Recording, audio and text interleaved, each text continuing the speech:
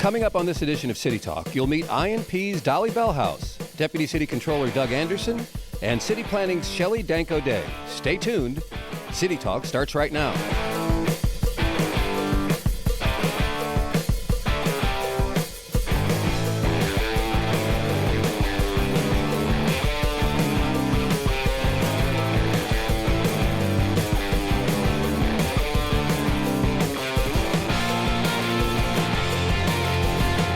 Welcome to City Talk. I'm John McIntire. This is where we have an opportunity to find out what city employees do. And believe it or not, and I actually believe it because I see it, they work. And somebody who works very hard is Dolly Bellhouse of the Department of Innovation and Performance. Welcome to the program. Thank you. So tell us what you do. I'm a performance improvement coach in the department, and we coach and teach folks throughout the city to not only do their work, but actually to try to improve their work. So we're looking at performance improvement broadly. We do work with every department through the Gold Belt Workshop, which is a 4.5-hour training program, and then if you do a follow-up innovation. 4.5-hour training program? Right. Wow. So it's an investment. I guess so. What all do you learn? I mean, we don't have 4.5 hours for you to tell us, but. No, I won't take 4.5 hours. So you learn some basic tools and concepts of performance improvement, like process mapping and understanding connections, being clear, doing standard work, and how that helps you set a baseline, and then you can see if you have problems and what to improve from there. And also looking at other ways to just improve your performance. Are there common mistakes people make in which, if they knew these simple things, they could just streamline? Well, I think some of the things is that when we start seeing where there might be a way to improve something, then we see something else, and all of a sudden we have a very big project ahead of us. And what we're trying to do is actually narrow that scope and have people start with things that are within their own control, view it as an experiment, and then the cool thing about experiments is that you learn as much if it doesn't work the way you expected as if it does. Now, do people welcome your help, or are they like, oh boy, somebody's going to be analyzing me and scrutinizing me? Or a little of both? Well, in all fairness, it's probably some of both. I think at the workshop, people are there often for a reason. They have something in their work that they wanted to kind of look at more in depth, or maybe there's a team in their department that wants to get skilled so they work better able to do performance improvement as a group. And then when we do work with the frontline, we're very conscious about understanding their work, and any improvement needs to fit their work. So for example, we've done a fair amount of work with Department of Public Works, and especially I've spent a lot of time with the pothole crew in Division 2. I was going to ask that, but I was going to do it jokingly because I didn't really think. So how do you work with the pothole folks? So what we spent, my colleague that was here last year and I spent a good deal of time learning about what their work is. And I think that's very important, is that we're performance improvement experts. We're not an expert in your work, and we're not an expert in the front desk work, and we're not an expert at DPW. Mm-hmm. So what we're trying to do is understand their work, but also reflect their work back to them, so then they may have ideas of how things might work better. So we're trying to actually generate the ability to test small improvements in potholes from policy. Do you recall any particular improvement in the pothole process? Well, one thing that the Division 2 has done is they've had a system where they looked at primary roads first, and then secondary, and then tertiary, and those are the smaller side streets and alleys often. And primary are the big through roads, and access to schools and hospitals and downtown and those kinds of things. So that makes sense that they would go in order. But what Division 2 has done is they've worked with their habit was to have primary and then to work on secondary roads that were nearby, because the asphalt's hot. They want to keep it hot, don't ride it around town too much. Use it while it's hot so the material fits the pothole and smooths in. So now they've done the same thing with tertiaries, where in the past, often tertiary roads waited till the end. So now and by doing that, they've actually been able to improve their performance from a metrics standpoint when you look at the dashboard, because some of those, if you have a 311 that comes in March and it doesn't get addressed to August, those tickets get age in time. And so trying to keep that current is what Division 2 has done. So you must spend a lot of time getting to know what everybody else does before you even meet all these people that you're trying to help improve. Well, it's all part of it, right? Okay. It's we are, when we first started any place, we're the learners. We did some work with DPW procurement, and many of us know that the procurement process is quite arduous here, and has lots of components to it. So we spent 2 weeks, two of us, going around and learning how everybody, who was touching the procurement process, what was the sequence, how did the work actually flow, and then represented that back to them, and they began to look and see, there might be some duplication of effort here. Is there a way we could address that?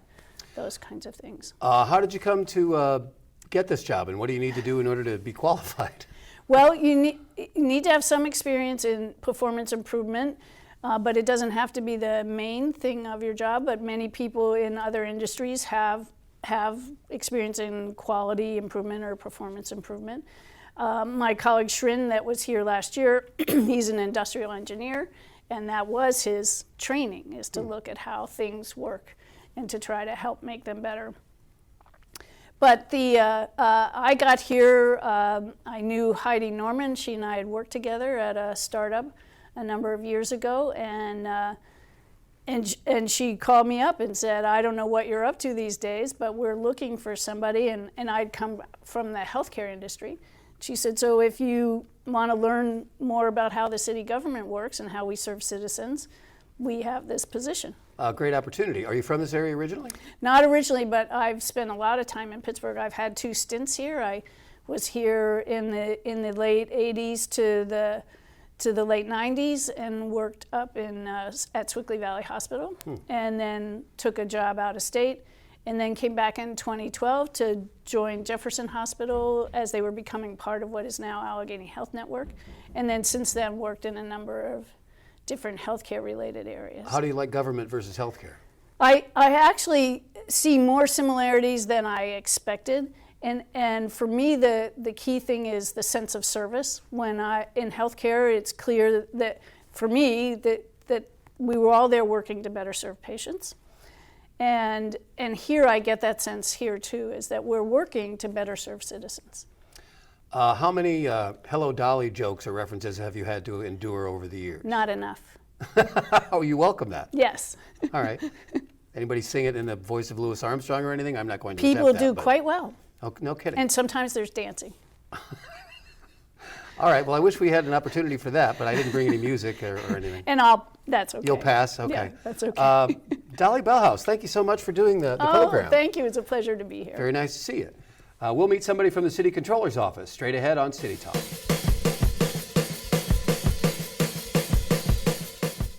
There was an old woman who lived in a shoe. She had so many children, she didn't know what to do.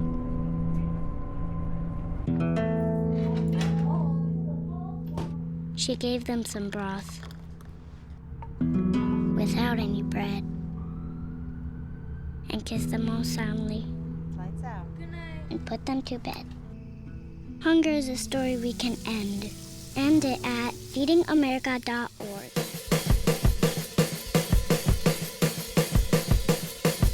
Back on City Talk, say hello to Doug Anderson, who is the Deputy Controller for the City of Pittsburgh. Doug, welcome to the program. Thank you for having me, John. So you deal with a lot of numbers, obviously. How did you develop your expertise? I do. I don't know if I have expertise in numbers, but I've been the Deputy Controller for the City of Pittsburgh since January 2008. Well, you can probably add and subtract and multiply and all I that can, good stuff. yes. Yeah, yeah. Yes. And define what the controller does, just for folks who don't know necessarily. So the controller audits all city departments. We make sure that your tax dollars are being spent how they should be. We pay all the city's bills, hold all the city's contracts. Michael's the city controller is the last sign off for all city contracts. We inspect all city goods to make sure that when they come in from the vendor, that we have received what we should have received. And yeah. How did you get the job, and what did you have to know in order to get it? Well, my job as a deputy, it's kind of, I am the deputy controller and also the chief of staff to City Controller Michael Lamb. So not only do I oversee the entire operation, the day-to-day operation of the city, but I also, I'm the press secretary for the office. Wow. So I have all the media contacts, oversee all projects within the office. But I've worked for City Controller Lamb since 2005. I was, prior to me holding this job, I worked with the controller when he was Allegheny County Pathonetary. I was his public information officer.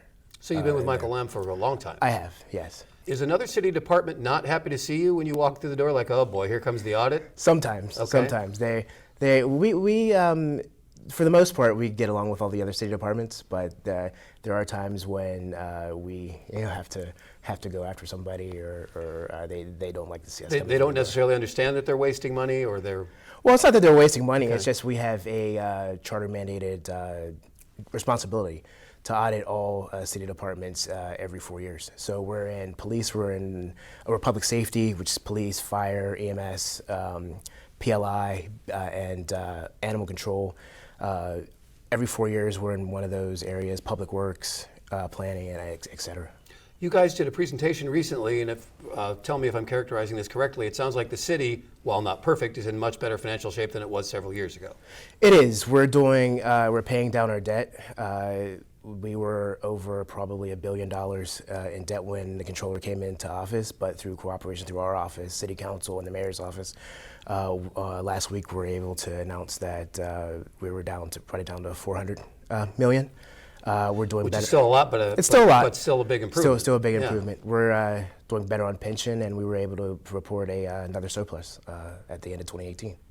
How about that? How has all that changed? How did all that come about? Why so much improvement? Well, some cooperation between our office and City Council and the Mayor's office. Controller Lamb was able to work with Council and the Mayor's office back in 2010 to they were able to divert some of the parking tax to the city's pension fund. So that was able to help bring the city back to, bring the city's pension fund. Because governments all over the place are struggling with pension funds. Correct, Yeah. yes. So that's great that you shored that up. Yes. I don't know if I'm going to be here long enough to get one, but at least it might be there when I get there, if I get there. It might, but we're doing a lot better than we were when Michael came in the office in 2018. Are you from this area originally? I am. I'm born and raised in Pittsburgh. I grew up in the Homewood neighborhood of the city of Pittsburgh. I attended Shinley High School, went to Duquesne University, and also Carnegie Mellon for my master's degree. Congratulations on that. That's quite a resume. So you've seen a lot of changes in the city, though, over time. I have. A lot of changes in our office, a lot of changes citywide.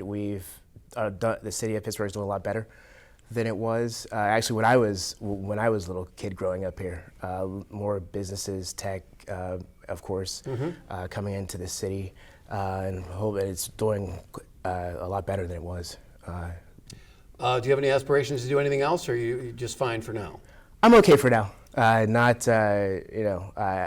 enjoy working in the city controller's office. I enjoy working for the city of Pittsburgh, and I enjoy working for Michael Lamb. And what would you tell people about city government that they might not understand? I guess I'm learning that there are actually a lot of dedicated public servants, contrary to popular belief.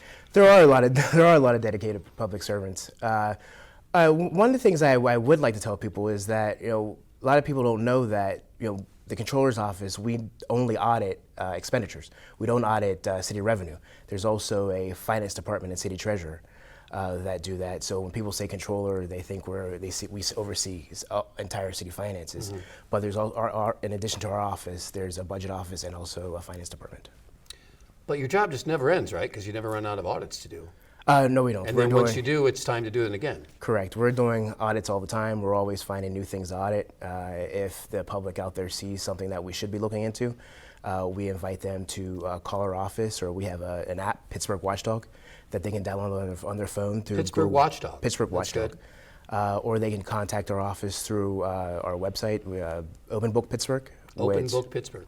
Open Book Pittsburgh. It's a database of city contracts, city lobbyists, and also campaign finance contributions, but they can also contact us if they see anything that we should be looking at through that website. And do people contact you often Every with once suggestions? every once in a while, they do contact us. Not only public, but sometimes city employees. And it's a great way for if city employees see something, they can contact our office as well.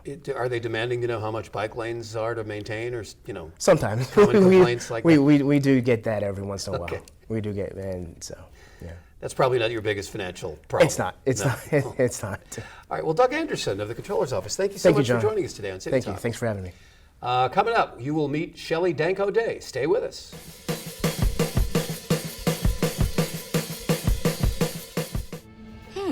Maybe you can make retirement happen. After all, you made home ownership happen.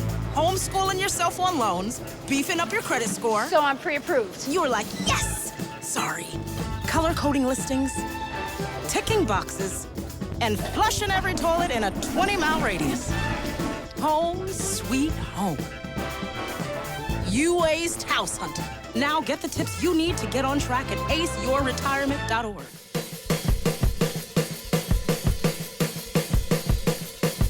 Welcome back to City Talk. Say hello to Shelly Danko+Day, who is Hi. another fine city employee, as we continue to meet boatloads of fine city employees. But before we get to what you do, you spell your name Shelly and then Danko and then the plus sign and then Yes. Day. Yes, So the what plus is that? sign is silent. Okay. Yeah, It's, right. it's in lieu of a hyphen. My husband and I have been married for 25 years this year. And when we got married, we thought about like combining our names in some way, because you can make up a brand new last name. It doesn't have to be, Oh, really? there's no fast rules about that. So we looked at combining our names and mixing up the letters, and then we realized that we each sort of identified with our name. My name is Danko. It's Danko and Danko, I'm Slovakian. sorry. Okay. No. I don't pronounce it that way. Americans Oh, don't. I But when see. I went to Bratislava, I studied abroad when I was in college, and people related to the last name, they're like, oh, Danko, Dankova would have been my name. And so it was really like, oh, I finally like got that connection with that. And my husband's British, and Day is a very British name. So he related to his name, and he's an artist too. So we decided to put our names together, but we didn't like the minus. So we just added them. So does the plus sign mean, signify that nobody's more significant than the other? We're all equal here. I guess, yeah. I I'm hadn't thought about I'm that. just That's a making little that more up. deep than we ever went. We were just saying that we wanted to put our names together and whatever. It wasn't, it was thought out, but it wasn't that deep. Okay. Yeah, I'm usually the shallow thinker, so I can't. But at any rate, you're in, among other things, urban agriculture. Yes, I'm in city planning in the division of sustainability and resilience, and I do food policy and urban agriculture.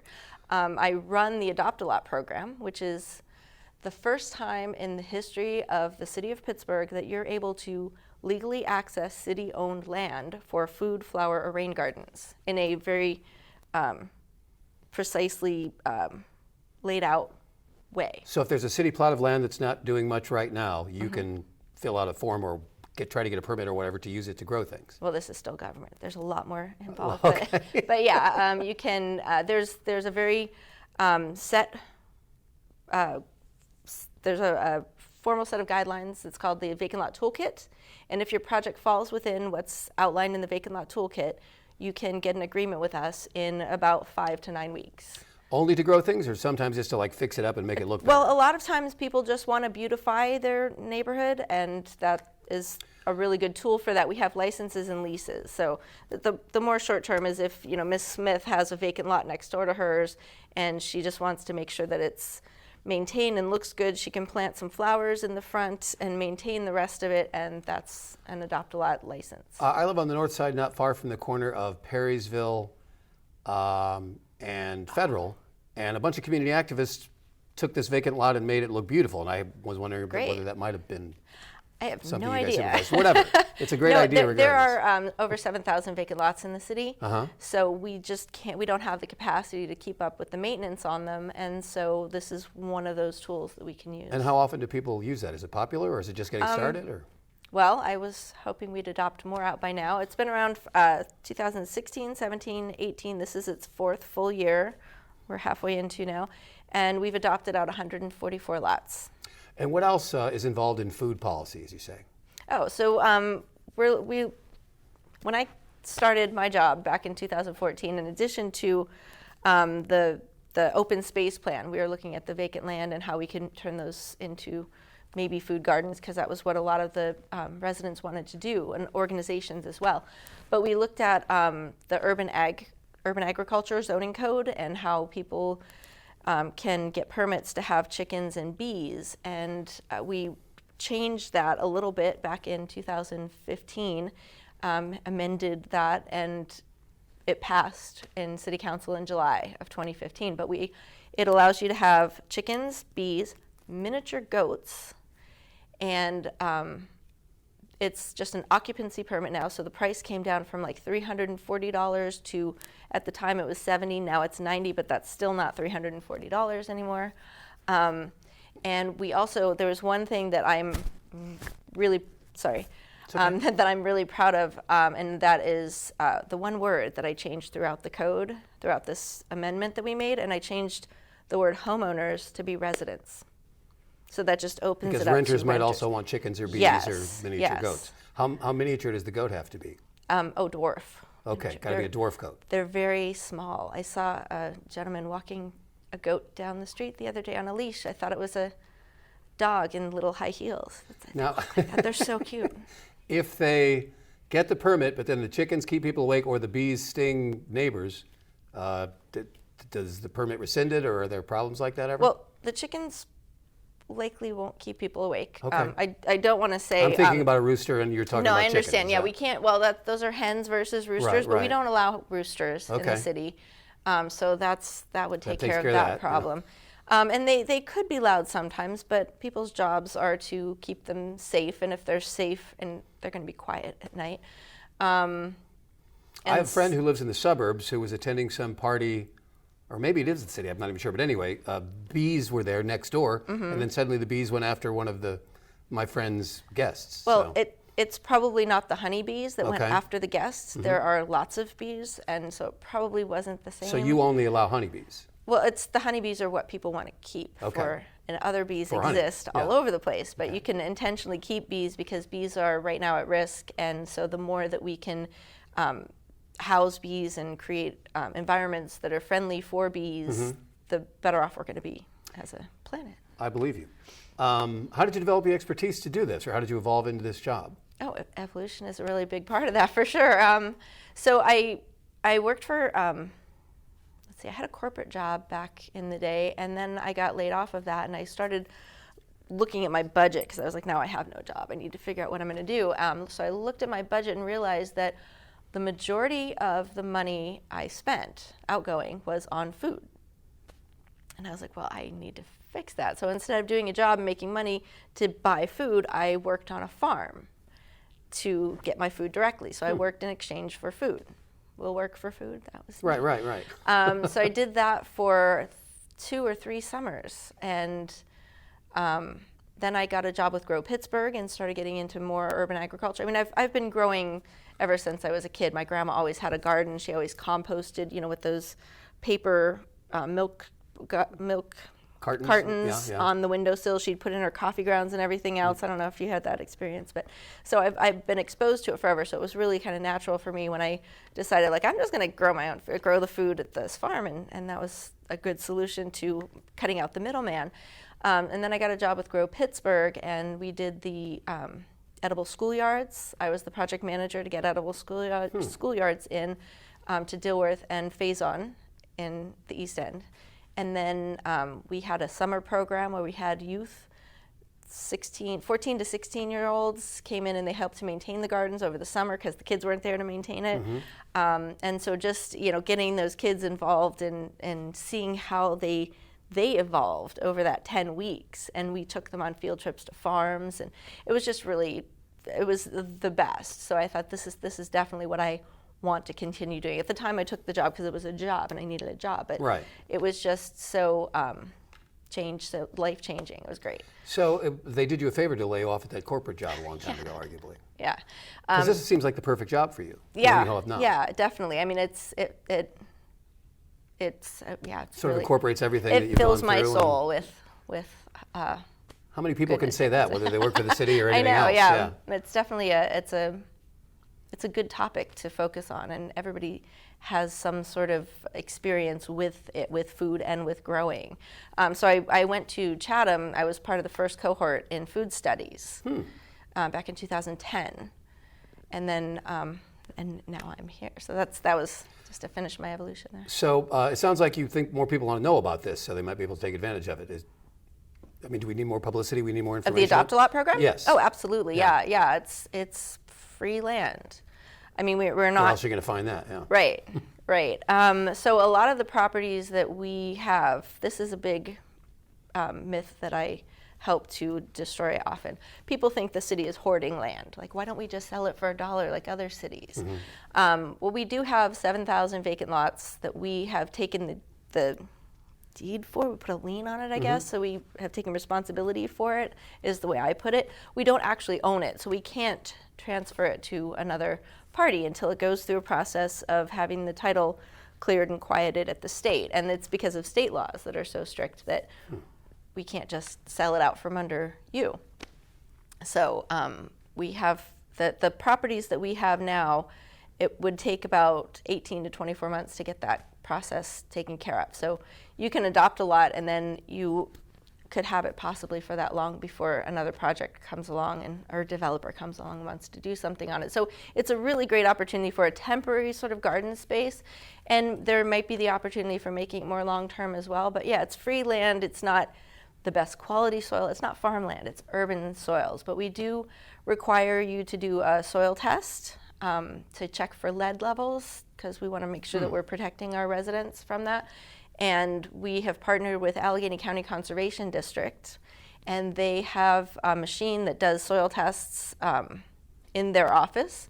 So they come out and they dig the soil samples, and they teach the residents about the importance of making sure that you know what's in your soil and that you're familiar with this and that you're more cautious if there are high levels of lead and what you should do.